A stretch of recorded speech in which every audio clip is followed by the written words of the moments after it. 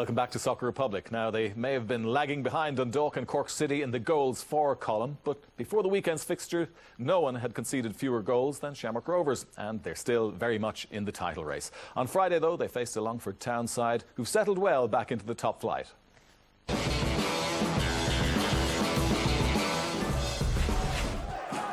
Shamrock Rovers went ahead with the game's first chance, and a good goal it was.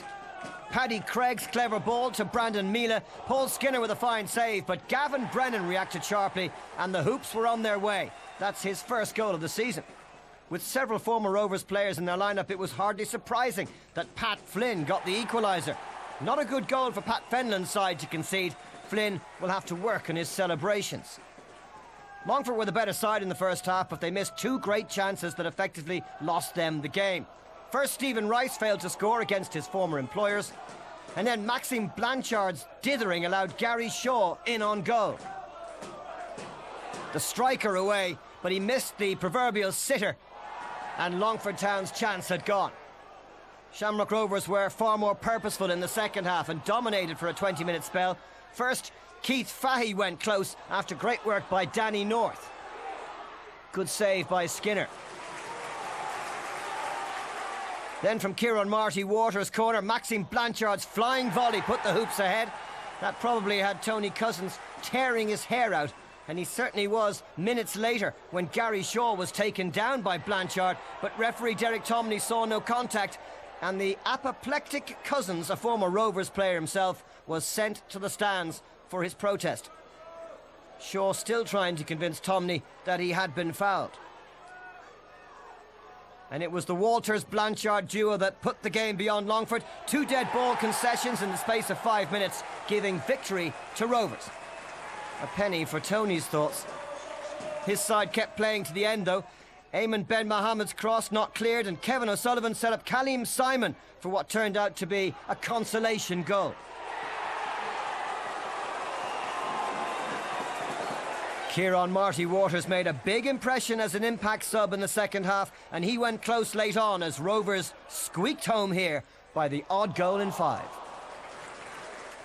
People have been criticised for not scoring goals. We haven't been conceding too many, you know, so delighted to get 3 tonight. Obviously, we've got some offset pieces ourselves tonight, so we haven't got too many offset players. So, no, we're delighted to get the 3 points. All their management staff after the game saying to me it was a stonewall penalty, and everybody in the stand.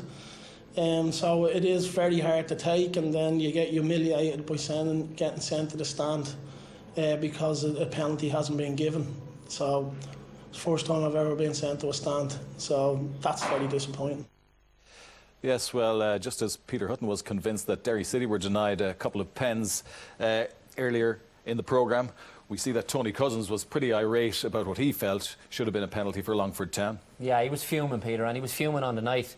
As you can see there with the interview after the match, and I think, to be fair to him, it was a stonewall penalty. I was at the match. Everybody, even in the stand, jumped up as soon as it happened, and how Derek Tomney didn't give it is beyond me. You can see Blanchard there chasing him. He's the wrong side. Shaw went round him very easily, and he clips his heels. Yeah, and he can't use the argument that the contact was accidental. Sure, you can't anymore. No, because once he's behind him and he stops the lad from getting a shot off, which he did, it was a definite penalty, and I think everybody in the ground, bar the referee, as I said earlier, it's a bad night so far with the penalty decisions for some of the referees, but that was a particularly bad one. But Longford probably deserved something out of the game. They played quite well. I thought they were decent enough. Shamrock Rovers grounded out. As Pat said, people are criticising, but I think, to be fair to Pat, I think he's done a really good job, Peter, in terms of when he came in last year, he had to steady the ship. He obviously had a look at the squad that was there. He got rid of probably 7 or 8 players at the end of last season, and he's brought 7 or 8 in this season. And here we are, 13 games into the season. They're still unbeaten. Now, the draws are probably affecting them, but they've had 6 draws so far. But 4 of them have been against the other top teams, so there's no harm in that. The ones that have let them down have obviously been Derry City and Limerick. But I think Pat is doing a very good job.